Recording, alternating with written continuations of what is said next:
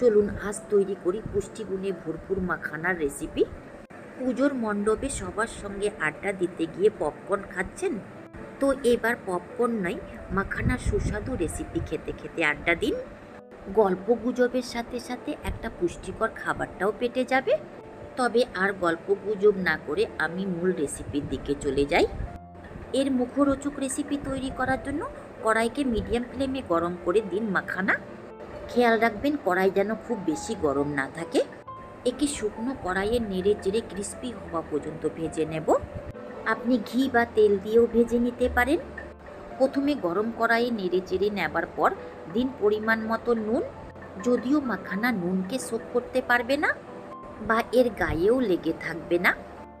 যখন একে শুকনোই খাবেন তো মাঝে মধ্যে একটু করে নোনতা লাগবে। এক নাগারে নেড়ে চেড়ে মিডিয়াম ফ্লেমে 6 থেকে 7 মিনিট রান্না করে নিয়েছি। চেক করে নেব মাখানা ক্রিস্পি হওয়া পর্যন্ত ভাজা হয়েছে কিনা। একটা মাখানা হাতে নিয়ে আঙ্গুল দিয়ে প্রেস করে দেখুন, যদি সহজে ভেঙে যায় তো বুঝে নেবেন মাখানা ক্রিস্পি হওয়া পর্যন্ত ভাজা হয়ে গেছে। যদি একটুকু কম মনে হয় তো 2 থেকে 3 মিনিট আরও ভেজে নেবেন। একদম ক্রিস্পি করে ভেজে নিয়েছি, একে কড়াই থেকে বের করে নেব। এটা ঠান্ডা হবার পর একটা পরিষ্কার কৌটোতে ভরে রেখে দিন। মাসখানেক খেতে পারবেন।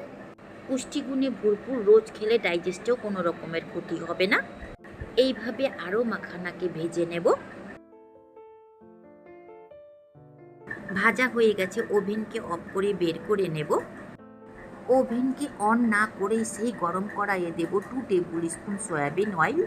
দেব হাফ টিস্পুন গোলমরিচ পাউডার, হাফ টিস্পুন লঙ্কা পাউডার, হাফ টিস্পুন ভাজা মশলা পাউডার। এর মধ্যে জিরা, ধনিয়া, গোলমরিচ, লঙ্কাকে ভেজে নিয়ে গুঁড়ো করে নিয়েছি। আর খুব অল্প পরিমাণে নুন, যেহেতু নুন আমি আগেও দিয়েছিলাম তাই এর পরিমাণটা একটু বুঝে সুঝে দিতে হবে। ভালো করে গরম তেলে মশলাকে মিশিয়ে নিয়ে আর এরই মধ্যে দেব ভেজে নেওয়া মাখানা। অল্প অল্প করে দেব আর মিশাবো। তেলের জায়গাতে ঘি দিতে পারেন, স্বাদ আরও ভালো হবে। প্রথমে মশলার সাথে মাখানাকে ভালো করে মিশিয়ে নেব। তারপর ওভেনকে অন করে আরও 3 থেকে 4 মিনিট মশলার সাথে মাখানাকে ভেজে নেব, যেন মাখানার গায়ে মশলা ভালো করে লেগে যেতে পারে। দেখুন ভালো করে নেড়ে চেড়ে মিশিয়ে ভেজে নিয়েছি। ওভেনকে অফ করে ভেজে নেওয়া মাখানাকে বের করে নেব। তৈরি হয়ে গেল মশালা মাখানা রেসিপি। একে ঠান্ডা করে নিয়ে এয়ারটাইট কন্টেনারে ভরে মাসখানেক খেতে পারেন, একটুকু সেটিয়ে যাবে না। এই মশালা মাখানা রেসিপি বাজারে চড়া দামে বিক্রি হয়, আর অনেকে এই মুখরোচক রেসিপিকে কিনেও খায়। কাঁচা মাখানা কিনে নিয়ে মশলা দিয়ে ফ্রাই করে নিন। চা বা ছোটোখাটো খিদেতে এই মুখরোচক রেসিপিকে আপনি খেতে পারেন।